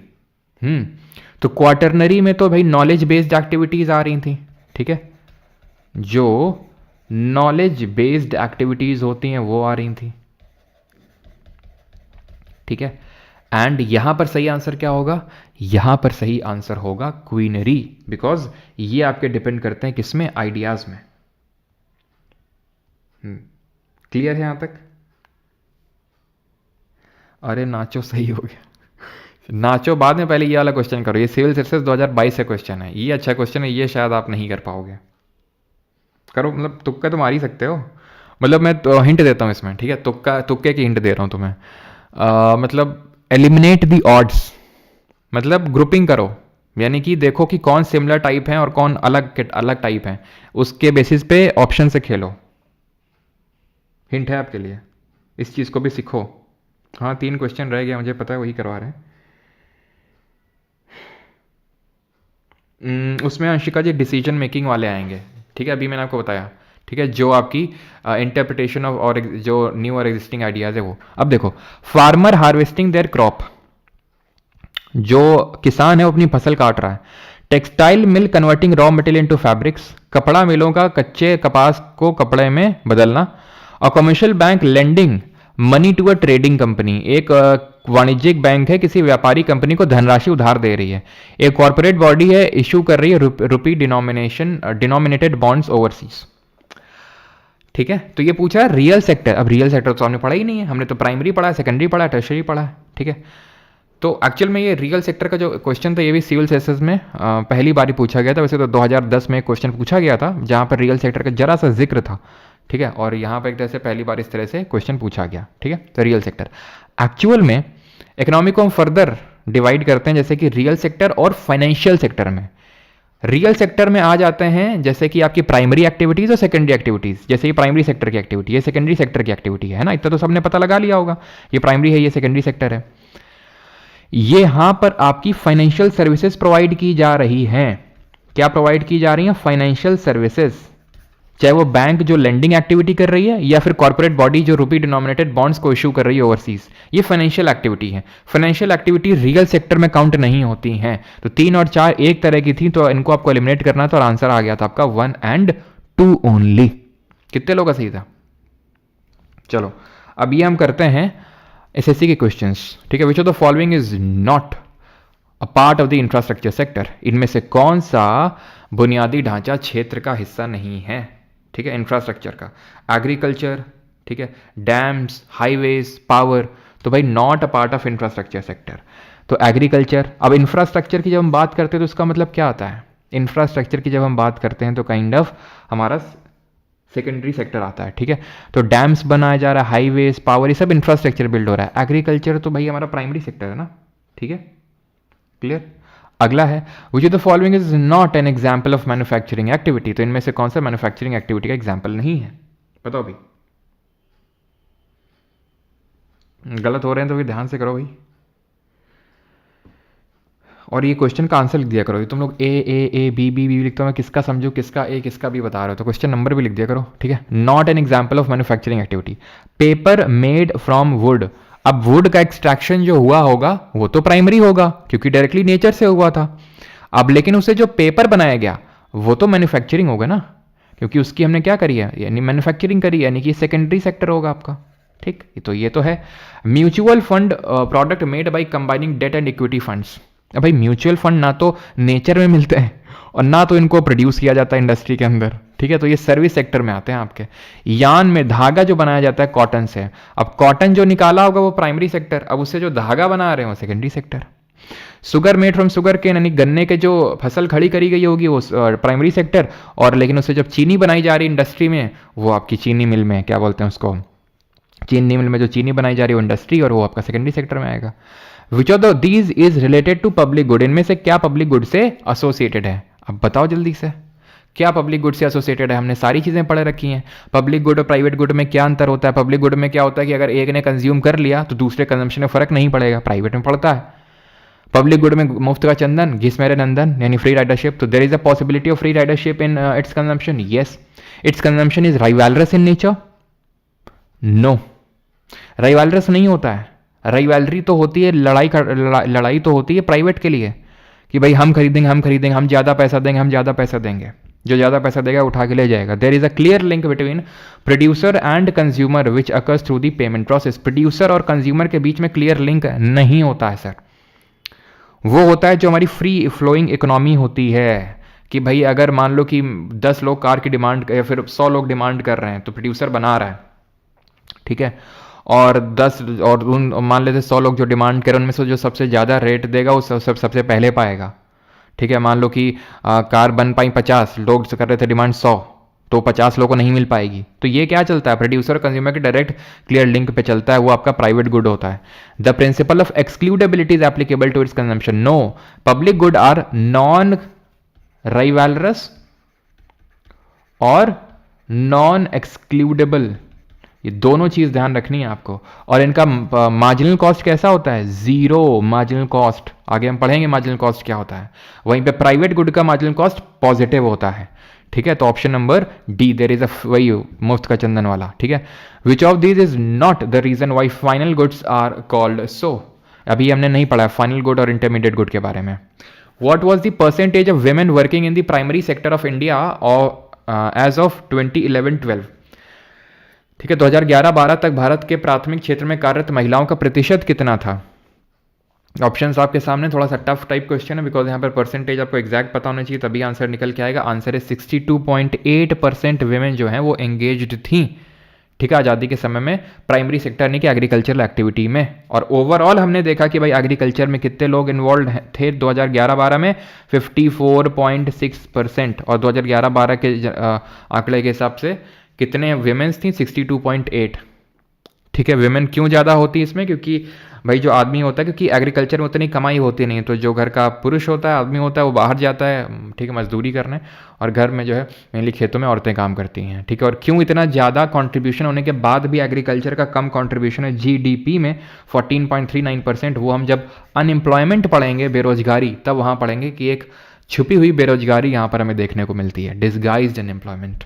The shares of the public sector and the private sector in the production of the steel during the 1990-91 were dash respectively.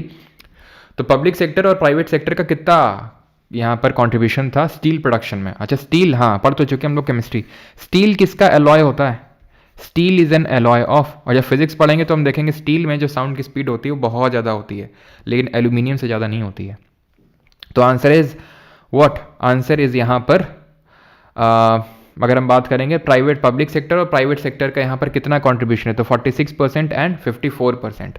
Alloy की अगर बात करेंगे तो steel में हम किसका यूज़ करते हैं? तो स्टील में हम बनाने के लिए आयरन का यूज़ करते हैं, प्लस कार्बन इसको स्ट्रेंथ देने के लिए यूज़ करते हैं, और क्रोमियम का यूज़ करते हैं भाई ड्यूरेबिलिटी देने के लिए, और कभी कभी निकल का भी इसमें इस्तेमाल कर लेते हैं। ठीक है, निकल भी इसमें इस्तेमाल हो जाता है। क्लियर है? कार्बन का स्ट्रेंथ देने के लिए, ठीक है, क्रोमियम इसको ड्यूरेबिलिटी देता है। आगे बढ़ते हैं। Which of this is not true about this? अभी पढ़ा नहीं है सर्कुलर फ्लो ऑफ इनकम, ये भी पढ़ा नहीं है 91 और 92 वाला, ठीक है। वैसे तो आंसर इसका ऑप्शन डी होना चाहिए, ये भी नहीं पढ़ा। फाइनल गुड्स, चलो या तो ये बता सकते हो, ठीक है, ड्यूरेबल, ये तो अभी चलो इसको भी स्किप करते हैं, ठीक है, जब गुड्स देखेंगे तो तब देखेंगे। यहाँ पर आंसर करिए, which of this is a component of the tertiary sector of an economy? क्या कंपोनेंट है टर्शरी सेक्टर का? Mining and quarrying, water supply, electricity, या फिर होटल्स एंड रेस्टोरेंट्स? तो होटल और रेस्टोरेंट में कोई प्रोडक्शन तो होता नहीं किसी चीज़ का, सर्विस दी जाती है, तो ये तो टर्शरी सेक्टर का एग्जाम्पल है। ठीक है, माइनिंग एंड क्वेरिंग जो हो रही है ये तो प्राइमरी सेक्टर है, ठीक है, क्योंकि नेचर से डायरेक्टली जुड़ी हुई एक्टिविटी है। वाटर सप्लाई है, ये भी आपकी प्राइमरी सेक्टर की एक्टिविटी है। इलेक्ट्रिसिटी ये जो है सेकेंडरी सेक्टर है, ठीक है, it is a activity of secondary sector, तृतीय क्षेत्र, क्योंकि यहाँ पर हम या तो कोयला निकाल रहे हैं माइनिंग से, जिन देने से थर्मल इलेक्ट्रिसिटी को जनरेट कर रहे हैं, कहाँ पर? इंडस्ट्रीज में। ठीक है, चलो अगला है आपका 17th। Which of the following can be considered as a part of the parallel economy? अब ये भी अभी नहीं पढ़ा, पैरेलल इकोनॉमी का मतलब जो ये अनडिक्लेयर्ड इनकम होती है, खैर विच ऑफ द, ठीक है, तो इसको आप कर सकते हो वैसे तो, अगर करना चाहो तो। अनडिक्लेयर्ड इकोनॉमी, जैसे कि जो ब्लैक मनी चलती है ना, तो पैरेलल इकोनॉमी बोलते हैं, जो इकोनॉमी के लिए, अर्थव्यवस्था के लिए घातक होती है, खराब होती है, क्योंकि ये अनडिक्लेयर्ड इनकम होती है, कभी इकोनॉमी में आ ही नहीं पाती है ये। ठीक है, which of the following statement is or are false with respect to simple model of the circular flow of economy? Again अभी नहीं पढ़ा, ये सारी चीज़ें आगे आएंगी, बड़ा मजा आने वाला है आपको इकोनॉमिक्स में, ये पक्की बात है, पक्की बात है भाई, मजा आ जाएगा आपको इकोनॉमिक्स पढ़ के एकदम। ठीक है, machines, tools and implements and buildings are examples of which type of goods? अभी भी अगेन नहीं किया, ठीक है, वैसे ये कैपिटल गुड होते हैं, लेकिन अभी किया नहीं है तो इसलिए अभी इसको करेंगे नहीं। Flow variable, stock variable. Hindustan aeronautics limited, HAL, ये किस सेक्टर में आती है? कोऑपरेटिव, प्राइवेट, फॉरेन, या फिर पब्लिक? पब्लिक सेक्टर का मतलब होता है गवर्नमेंट ओन्ड, प्राइवेट का मतलब है प्राइवेट ओन कर रहा है, ठीक है, जॉइंट सेक्टर का मतलब होता है दोनों ओन कर रहे हैं। ठीक है, माइग्रेशन नहीं पढ़ा अभी, चेंज इन्वेंट्री नहीं पढ़ा अभी। हाँ, ये बताओ जॉइंट सेक्टर इंडस्ट्री कौन सी है इसमें? सेल यानी कि steel authority of India limited, Hindustan aeronautics limited, Maruti उद्योग लिमिटेड, या फिर आनंद मिल्क यूनियन लिमिटेड? तो कौन सी इसमें जॉइंट सेक्टर? जॉइंट का मतलब होता है पब्लिक भी है प्राइवेट भी है, ठीक है, पब्लिक भी है और प्राइवेट भी है। क्या 16? ओके, सॉरी, टर्शरी पूछा था ना, टर्शरी पूछा था, okay, I am really sorry. Tertiary मतलब सेकेंडरी लिखा है इसको, ये टर्शरी है आपका, ऑप्शन नंबर डी आंसर होगा इसका, मार्क गलत कर दिया था। चलिए तो मशीन्स ये नहीं करना था, ये भी हो गया था। चेंज ये नहीं करना था। हाँ, इसमें से जॉइंट सेक्टर इकोनॉमी कौन सी, जॉइंट सेक्टर इंडस्ट्री कौन सी है? तो ये तो आपकी गवर्नमेंट है, पब्लिक है, ये भी पब्लिक है, ये प्राइवेट है, ठीक है। एक सेकेंड, स्टील अथॉरिटी तो आपकी ये तो गवर्नमेंट ही है, और जो हिंदुस्तान एरोनॉटिक्स लिमिटेड है ये भी आपका गवर्नमेंट ओन्ड ही है, ठीक है। आई थिंक जितना तो मुझे याद है, सेल तो आपकी ये भी है, क्या बोलते हैं, महारत्न कंपनी भी है ना। तो इसमें सही आंसर होगा आनंद मिल्क यूनियन लिमिटेड, ठीक है, ऑप्शन नंबर डी, जो आपका पब्लिक और प्राइवेट दोनों में चलता है, बिकॉज मारुति तो आपका प्राइवेट होगा और ऊपर के दोनों आपके पब्लिक होंगे। कौन सा स्टेटमेंट इनकरेक्ट नहीं करना है अभी, ओपन मार्केट ऑपरेशन कुछ नहीं पढ़े हैं। हाँ, तो which of the following statement is correct regarding the socialistic society in the economy? The government decides what goods are to be produced, so distribution of goods under socialism is supposed to be based on what people need. बताइए भैया, socialistic economy में क्या होता है? तो socialistic economy में क्या होता है, गवर्नमेंट ही डिसाइड करती है क्या प्रोड्यूस करना है, जिसको हम बोलते हैं सेंट्रली प्लान्ड इकोनॉमी। सर आज छुट्टी दीजिए, बस 5 मिनट रुक जाओ, ऋतिक छुट्टी दे रहे हैं सर। गोल्ड कॉलर प्रोफेशन कौन कौन से होते हैं? तो गोल्ड कॉलर प्रोफेशन में यही आते हैं आपके, कौन, जो क्यूनरी एक्टिविटी में आते हैं, जैसे कि पॉलिटिशियन हो गए टॉप लेवल के, जैसे मान लो गूगल के, माइक्रोसॉफ्ट के जो सीईओ हैं, ठीक है, वो। क्लियर? चलो, तो अगर हम बात करेंगे the government decides what goods are to be produced, socialistic है बिल्कुल। Distribution of goods under socialism is suppose to be based on what people need, yes बिल्कुल, लोग को क्या नीड है, ठीक है, उसके बेसिस पे सोशलिज्म जो है चलता है, कि लोगों की क्या मतलब नेसेसिटी है, ठीक है। तो option number C both 1 and 2। अगला है macroeconomic deals with which of the following studies. तो माइक्रो और मैक्रो इकोनॉमिक्स हमने 2 तरह के इकोनॉमिक्स पढ़ी थी, तो उसमें मैक्रो इकोनॉमिक्स से क्या डील करता है? तो माइक्रो क्या होता है, जो छोटे लेवल पे डील करता है, ठीक है। अब यहाँ पे आनंद वाला में बिकॉज जॉइंट सेक्टर इंडस्ट्री पूछा है, मारुति उद्योग लिमिटेड तो जितना मुझे पता है ये तो प्राइवेट ही होगा, ठीक है। जो मारुति उद्योग है ये तो, क्योंकि स्टील अथॉरिटी ऑफ इंडिया जो लिमिटेड है ये तो आपका पब्लिक है, HAL भी ये है, ठीक है। आनंद तो है तो यार कोऑपरेटिव, या तो आई थिंक फिर यही होगा, या तो शायद मुझे ये पता ना हो, ठीक है, हो सकता है इसमें प्राइवेट और गवर्नमेंट दोनों का शेयर होल्डिंग हो, क्योंकि ये बात बिल्कुल सही कि जो आनंद मिल्क यूनियन लिमिटेड है ये कोऑपरेटिव है, मतलब कि इसमें जो फार्मर्स हैं वो ओन कर रहे हैं, जैसे कि अमूल है हमारा, अमूल कोऑपरेटिव है, ठीक है, वो जॉइंट नहीं है। ये तो गवर्नमेंट पब्लिक है ये दोनों, ठीक है, या तो फिर मारुति उद्योग लिमिटेड ही होगा इसका, ठीक है। इसमें जॉइंट सेक्टर, जॉइंट का मतलब होता है पब्लिक और प्राइवेट दोनों का, ठीक है। तो इसका देख लेते हैं, reasons behind the unemployment of resources. Yes, employment unemployment हम मैक्रो इकोनॉमिक्स में डील करते हैं। डिटर्मिनेशन ऑफ टोटल आउटपुट, ठीक है, डिटर्मिनेशन ऑफ टोटल आउटपुट बिल्कुल, ठीक है। नेशनल इनकम हो गया, एम्प्लॉयमेंट हो गया, एग्रीगेट पूरा जो आउटपुट हो गया, ये सब आपका आता है मैक्रो इकोनॉमिक्स में। दैट इज ऑप्शन नंबर, क्या पूछा, करेक्ट या फिर इनकरेक्ट? ध्यान रखा करो कि करेक्ट और इनकरेक्ट में बहुत ज़्यादा लफड़ा होता है, ठीक है। A free market economy is a crucial aspect of, free market economy है यानी कि फ्रीली डिमांड और सप्लाई फ्लो कर रही है, यानी फ्री इंटरेक्शन हो रहा है इंडिविजुअल्स का, किसमें, सोशलिज्म में नहीं, कैपिटलिज्म में, ठीक है। किसमें, कैपिटलिज्म में। ऑप्शन नंबर बी आंसर होगा इसका। विच of the given sector is largely driven by consideration of social welfare, दिए गए क्षेत्रों में कौन सा क्षेत्र मुख्यतः सामाजिक कल्याण के विचारों से प्रेरित है, ठीक है। सोशल वेलफेयर करना है, फॉरेन, कोऑपरेटिव, पब्लिक या फिर प्राइवेट। तो भाई प्राइवेट तो सोशल वेलफेयर नहीं, इसका तो मेन होता है कि भैया प्रॉफिट चाहिए हमको, तो मोटा मुनाफा, ठीक। चलो, ये भाई पता है मेरी जो सिम है, ठीक है, ये दिल्ली की सिम है, भाई दिमाग ख़राब किए रहते हैं, हमें जिता दो, आम आदमी पार्टी वालों का फ़ोन आता है, आम आदमी पार्टी वालों को सबसे ज़्यादा आता है, बीजेपी वालों को भी आएगा, इस बार मुझे ही वो ऐसे बोलेंगे, हेलो मैं अरविंद केजरीवाल बोल रहा हूँ। भाई एक दिन तो मैं डर गया, मैंने कहा केजरीवाल क्या हो गया, केजरीवाल ने डायरेक्ट मुझे कॉल कर दिया, क्या हमने क्या ज़्यादा अच्छा पढ़ा दिया क्या? फिर मैंने नोटिस किया कि केजरीवाल जी तो मेरी सुन ही नहीं रहे हैं, अपनी बोले जा रहे हैं उतनी देर से। भाई रोज़ कॉल आता है कम से कम आम आदमी पार्टी वालों को 4 से 5 बार। अभी बीजेपी वालों को मैसेज आया था कि मोदी जी को जिताइएगा, हमने कहा ठीक है बिल्कुल। चलो भाई, तो सही आंसर क्या है? एड और auxiliary to trade includes which of the following. तो एड और ऑक्सिलरी टू ट्रेड का मतलब ये होता है कि क्या चीज़ ट्रेड क्या चीज़? 28 का रिपीट कर दो। रिपीट कर दो मतलब ये तो भाई एकदम पढ़ा हुआ है ना अभी, तो इसमें ऐसा तो कोई कॉन्सेप्ट भी इन्वॉल्व नहीं है, इसमें क्या रिपीट करना?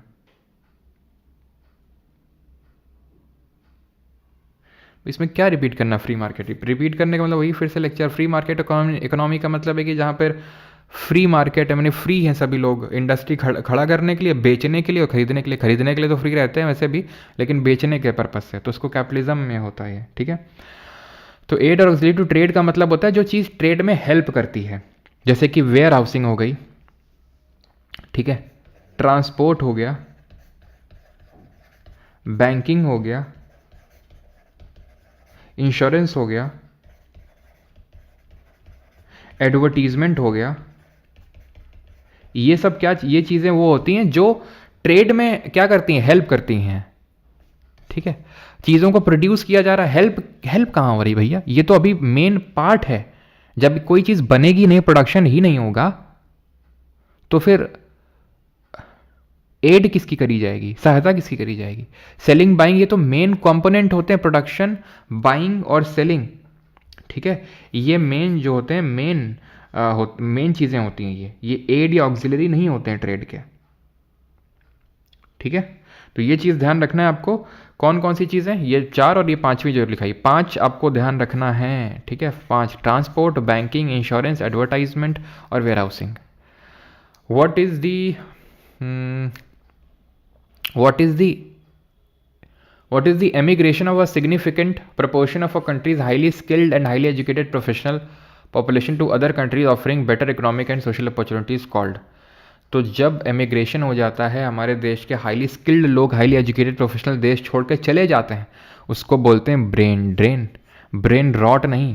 ब्रेन रॉट क्या है? जो ऑक्सफोर्ड डिक्शनरी ने इस बार वर्ड ऑफ द ईयर इसको चुना है, क्या होता है इसका मतलब? क्यों?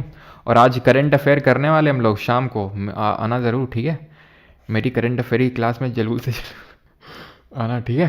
तो ऑक्सफोर्ड जो डिक्शनरी है उसने ब्रेन रॉट को दिया है the word of the. Brain rot का मतलब ये जो तुम रीलें सटकाते रहते हो ना, ये खट खट खट खट खट चल रही हैं, रीलें पे रीलें चल रही हैं, उसके बाद थक गया हूँ अब, क्योंकि थक गया हूँ रील चला चला के, इसलिए चलो थोड़ी और रील चला लेता हूँ। तो वो होता है ब्रेन रॉट, जहाँ पे तुम्हारी एकदम इंटेलेक्चुअल कैपेबिलिटी खत्म हो जाती है। यस, दीप रंजन, मारुति उद्योग से जॉइंट सेक्टर, यस।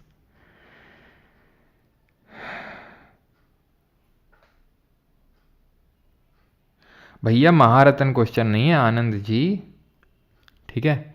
यहाँ पर क्वेश्चन महारत्न नवरत्न का नहीं है कि भाई 2024 में हुआ था और 2023 का क्वेश्चन है, ऐसा महारत्न थोड़ी ना पूछा उसमें पूछा जॉइंट सेक्टर कौन, मारुति वाला ही होगा उसका, ठीक है। In the context of economics where P, तो ईपीएफ क्या होता है? एम्प्लॉय प्रोविडेंट फंड, ठीक है, एम्प्लॉय प्रोविडेंट फंड, तो ऑप्शन नंबर डी। चलो भैया, एम्प्लॉय प्रोविडेंट फंड। अगला क्वेश्चन करो। Which the following is not important for individual health? Individual health के लिए क्या इंपॉर्टेंट नहीं है? Social equality, public cleanliness, harmony या फिर पब्लिक ट्रांसपोर्ट? तो भाई ट्रांसपोर्ट ही थोड़ी ना हेल्थ के लिए इंपॉर्टेंट है, ठीक है। अभी पॉजिटिव और नेगेटिव इकोनॉमिक्स पढ़े नहीं है, ठीक है। Which branch of economics deals with the depletion of natural resources, stock and population, which are result of rapid economic development? Environmental economics, developmental, international या फिर public economics? तो मारुति में सुजुकी और लड़ाई से ये पार्टनरशिप है, तभी वो जॉइंट सेक्टर होगा, क्योंकि उसका आंसर है मारुति वाला ही होगा, ठीक है।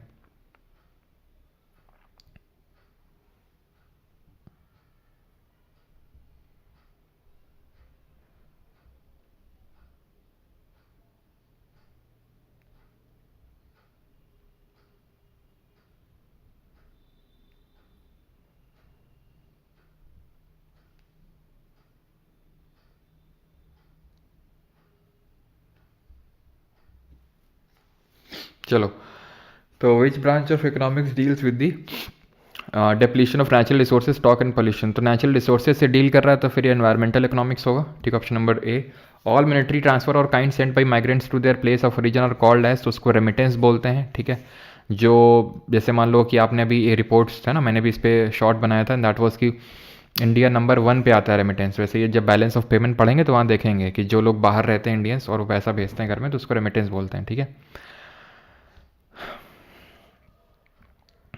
काफ़ी सारे क्वेश्चन यहाँ पर वो डले हुए हैं जो अभी लोगों ने पढ़े नहीं है, वो सब डले हुए हैं, ठीक है।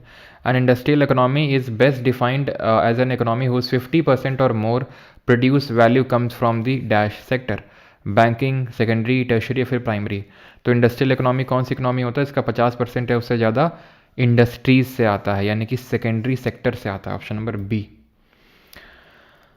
इनकम और एम्प्लॉयमेंट थ्योरी किसका पार्ट है, कौन से ब्रांच ऑफ इकोनॉमिक्स से आता है? International economics, public finance, micro या फिर मैक्रो? इनकम और एम्प्लॉयमेंट, तो इनकम एम्प्लॉयमेंट आपका मैक्रो इकोनॉमिक्स में आता है, समष्टि अर्थशास्त्र में। Dash is defined as the study of behaviour of individual decision making unit such as consumer, resource owners and firm. जहाँ पर हम इंडिविजुअल के बारे में पढ़ते हैं, इंडिविजुअल डिसीजन मेकिंग, तो आता है आपका माइक्रो इकोनॉमिक्स, ऑप्शन नंबर ए। और फादर किसको बोलते हैं माइक्रो का और मैक्रो का? तो माइक्रो का हमारे एडम स्मिथ, जिनको कि हम overall founding father of modern economics के नाम से भी जानते हैं। एंड मैक्रो का John Maynard Keynes. John Maynard Keynes की किताब का नाम क्या है? General theory of employment. और एडम स्मिथ का wealth of nations. John Maynard Keynes किस देश से हैं आपसे पूछ रहा है, तो हमने देखा था जॉन मेनार्ड कीनीस इंग्लैंड से हैं, ठीक है। प्राइवेटाइजेशन का क्रिटिसिज्म क्या होता है, मत करो इसको, ठीक है, जब एलपीजी रिफॉर्म्स देखेंगे तो वहाँ पढ़ेंगे। Which economists took the subject of economics away from approaches that focus exclusively on income, growth, utility, with an increased emphasis on individual entitlement, capability, freedom and right? तो इकोनॉमिक्स को income, growth और utility से उसका focus हटा के individual entitlement, ठीक है, capability, freedom और राइट पे लेके गए। तो ये हैं हमारे इंडिया के पहले इकोनॉमिक्स जिनको कि नोबेल प्राइज़ मिला, अमर्त्य सेन। और इनको कब नोबेल प्राइज़ मिला, कोई बता सकता है? व्हेन डिड नोबेल, मतलब अभी तक सिर्फ 2 इंडियंस को नोबेल मिला है, एक तो अमर्त्य सेन है और एक है अभिजीत बनर्जी, जो कि एक्चुअल में इंडियन क्या हैं, तो बस इंडियन ओरिजिन के हैं, तो वैसे आपके यूएसए में हैं भी, जैसे कि सिटीजन है। उनकी वाइफ एस्थर डूफ्लो और उनको मिला था, ठीक है। तो इनको मिला था 1998 में, 1998 में। छुट्टी, रुक जाओ बेटा छुट्टी। इन विच फॉर्म ऑफ एक्सचेंज, ये अभी किया नहीं है, आंसर तो बार्टर होगा, लेकिन ठीक है अभी नहीं किया इसको। Not paying anything for public good it is known as. When a person, जब कोई पर्सन पे नहीं करता है, ठीक है, पब्लिक गुड के लिए, तो उसको क्या बोलते हैं? प्राइवेट गुड बोलते हैं, नॉन एक्सक्लूडेबल बोलते हैं, राइवल से फ्री राइडर। तो फ्री राइडर वही है, मुफ्त का चंदन, घिस में रंदन, ठीक है। Is an example of public sector industry का एग्जाम्पल कौन है? ठीक है, टिस्को है, ठीक है, या फिर खिस्को है, डाबर है या बाबर है, कौन है बताओ? तो ये तो आपका प्राइवेट है, बजाज ऑटो भी प्राइवेट है, डाबर भी प्राइवेट है, ठीक है। पब्लिक सेक्टर आपका भेल होगा, ठीक है, Bharat heavy electronics limited. Which is the following is an example of private sector industry. Private sector का एग्जाम्पल कौन है? भेल पब्लिक है, अभी देखा हमने, ठीक है। ऑयल इंडिया लिमिटेड, ये आपका ज्वाइंट होगा, ठीक है, ऑयल इंडिया लिमिटेड। सेल आपका ये भी पब्लिक है, और ये आपका टिस्को प्राइवेट हो जाएगा। ज्वाइंट सेक्टर का एग्जाम्पल कौन है? पब्लिक है, प्राइवेट है, ज्वाइंट सेक्टर है, ठीक। विच of the following, which sector of the economy focuses on intellectual activities and innovation? Intellectual चीज़ों पे फोकस कर रहा है, कौन कौन कौन कौन? Primary, nature, quaternary, yes, secondary, industries.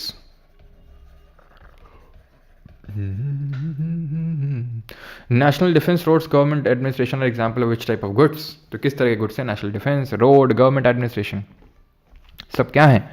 Road हो गया, गवर्नमेंट का प्रशासन हो गया, डिफेंस हो गया, ये सब पब्लिक गुड में आते हैं, जो कि नॉन राइवालरस होते हैं, जो नॉन एक्सक्लूडेबल होते हैं, जिनका मार्जिनल कॉस्ट 0 होता है।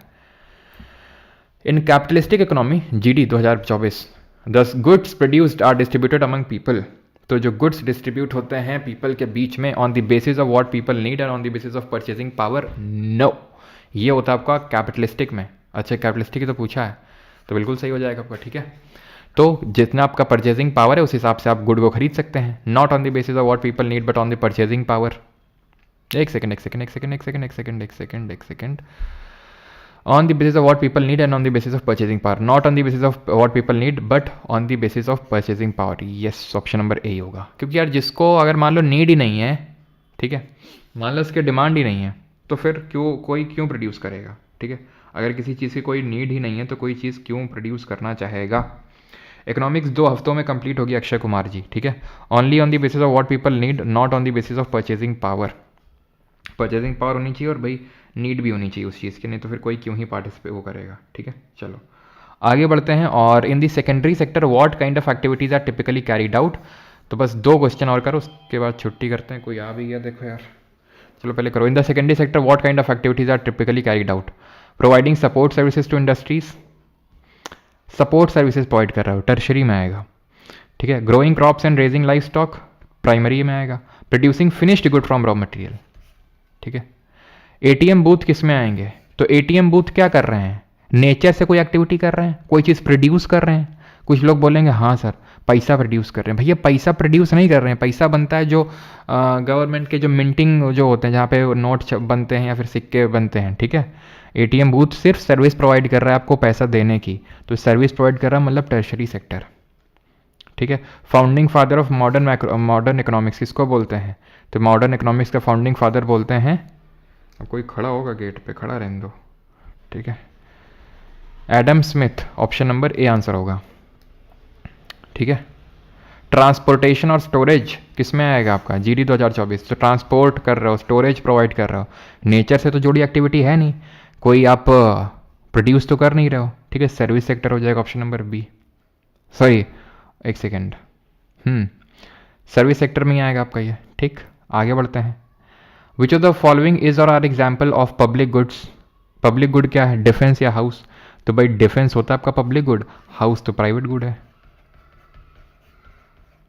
ठीक है, प्राइवेट गुड है आपका ये, तो आंसर क्या हो जाएगा, ओनली ए, ऑप्शन नंबर डी।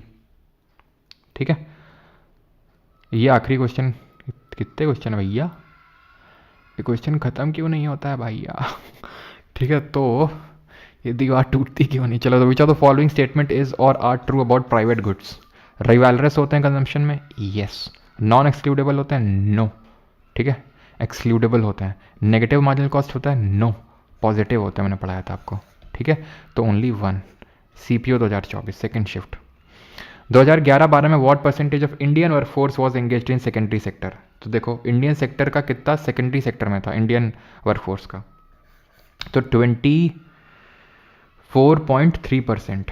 याद है आपको, 54.6%, 24.3% और 21%, ये था पार्टिसिपेशन।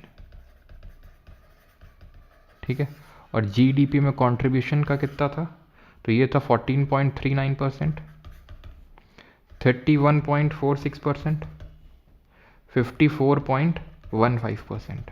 ठीक है, ये जीडीपी में कंट्रीब्यूशन था। क्लियर। ठीक है, अब यार आप खुद से कर सकते हैं आई थिंक ये सब, तो है ना, वही सेम बार बार रिपीटेड है। तो यहाँ पे लेक्चर को करते हैं ख़त्म। और जिसको कोर्स में एनरोल करना है, बिकॉज कोर्स में आपका लाइव फ्री स्ट्रीमिंग होती है यूट्यूब पे। अगर आपको रिकॉर्डिंग चाहिए क्लासेस की तो आप रिकॉर्डिंग ले सकते हैं। ठीक है, एप्लीकेशन या फिर वेबसाइट से, लिंक डिस्क्रिप्शन में है, वहाँ पर आपको recorded lecture, class notes and जो क्विजेस वगैरह हैं वो मिलेंगे। ठीक है, एंड कंप्यूटर भी इसी के लिए है, जो CHSL मेंस और CGL मेंस को टारगेट करते हुए। बाकी जो लोग दिल्ली पुलिस की तैयारी कर रहे हैं उनके लिए अगर कंप्यूटर चाहिए आपको, तो आप कंप्यूटर अलग से बैच बन चुका है, उसमें आप कंप्यूटर कोड का यूज़ करिएगा सर। ठीक है, कंप्यूटर या फिर GK, इन दोनों में से कोई कोड है, वो सिर्फ वही लोग अप्लाई कर सकते हैं जिनका GK वाले बैच में एनरोलमेंट है, और उनको 50% डिस्काउंट मिल जाएगा उस बैच में। ठीक है, जो लोग इस बैच में हैं, GK वाले बैच में, तो कंप्यूटर कोड का यूज़ कर लीजिएगा या फिर GK, इन्हीं दोनों में से कोई एक कोड होगा। सर टूर्नामेंट कब से होगा, हमें भी आना है, हरीराम यादव। टूर्नामेंट यार अगले वीक, मतलब इसी सैटरडे, ये जो इस वीक का जो सैटरडे है उसी से स्टार्ट होने वाला है। 2 दिन होगा वॉलीबॉल का और फिर होगा क्रिकेट का। ठीक है, अभी देखते हैं, क्योंकि पहली बार है, अरेंज करना सारी चीज़ें काफ़ी, मतलब सोचा था कि हो जाएगा आसानी से, लेकिन बहुत सारी चीज़ें इन्वॉल्व होती हैं, पोस्टर्स छपवाना, बैनर्स बनवाना। ठीक है, सो दैट टीम्स को इनवाइट हों, टीम्स को जाके बाकी जगहों में इनवाइट करना। ठीक है, जो थोड़ा चीफ